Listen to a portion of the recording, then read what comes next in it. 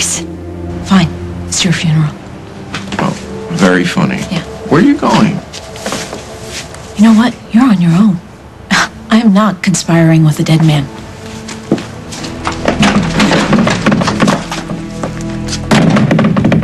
Guilty? What am I supposed to be guilty about?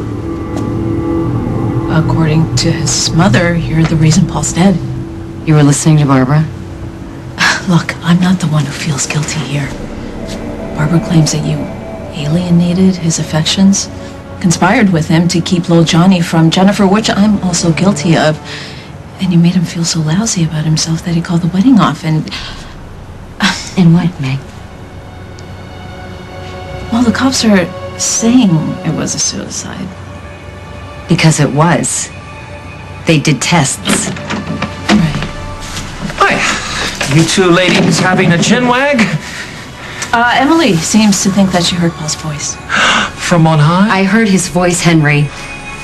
Henry, since you seem to be Emily's new best friend, or best last hope, I think you should take her home and give her some help. I'm sure your mother has a whole list of qualified therapists. I think she needs some help managing her feelings about Paul's untimely death. I have a better idea. Lots of drinks with little umbrellas. You're lucky you fell asleep in the car. I would have yelled at you all the way up the mountain. Do you have any idea what you've done? Did you hear her? She forgave me. Yeah. Well, I haven't. You spiked yourself another fever. Oh, come on. I'm a little warm, but I'm not delusional. I know what I heard. And I saw her tears. So what, you want a medal? You made your sister cry. It hasn't been the first time, and if she's lucky, it might be her last. Really hot. Okay, well, in a minute, you'll be freezing. They both looked so sad. Will was there.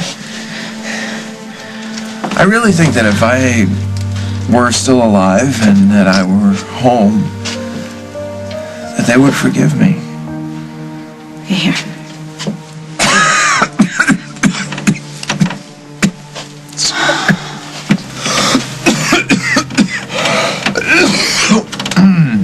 Oh boy. You sound terrible. And you look worse. You never should have gone out in that cold. It was worth it. I'm so happy. My sister loves me. So does my brother. So, what's the plan now?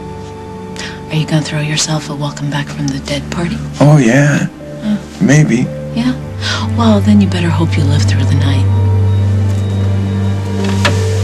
Do you honestly think that your family wants to see you again?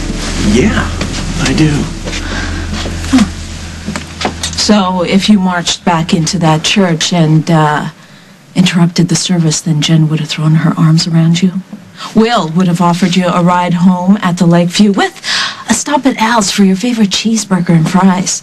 Because, you know, nothing's too good for the big brother that ruined their lives and staged his own suicide. All right. I'm not saying that there won't be a few questions. Questions? Paul, they'd have answers.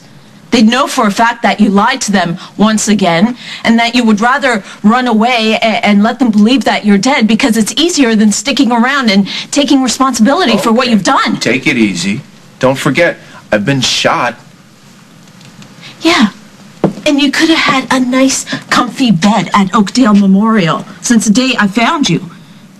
Okay, of course you would have a guard and a trial pending, but at least your family could have come to visit you if you really cared about them. I was trying to spare them. Paul, you hid out because it suited you. You didn't want to go to jail, and you were sick and tired of feeling guilty. And I'm not judging you, because I'm no better than you are. But at least I'm not pretending that there's anyone out there who wants me back. And now with your little field trip to the church, Emily is onto us. Right.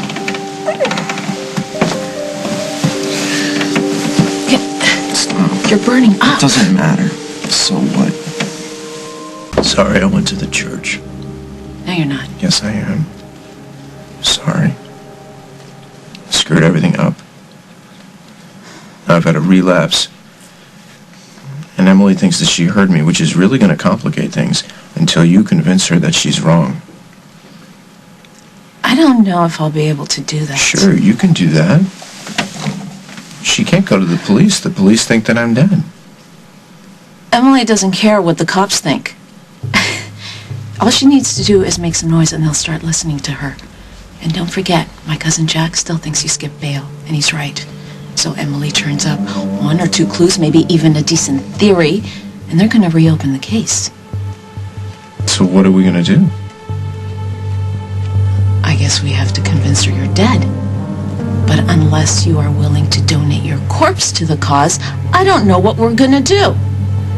Ideas?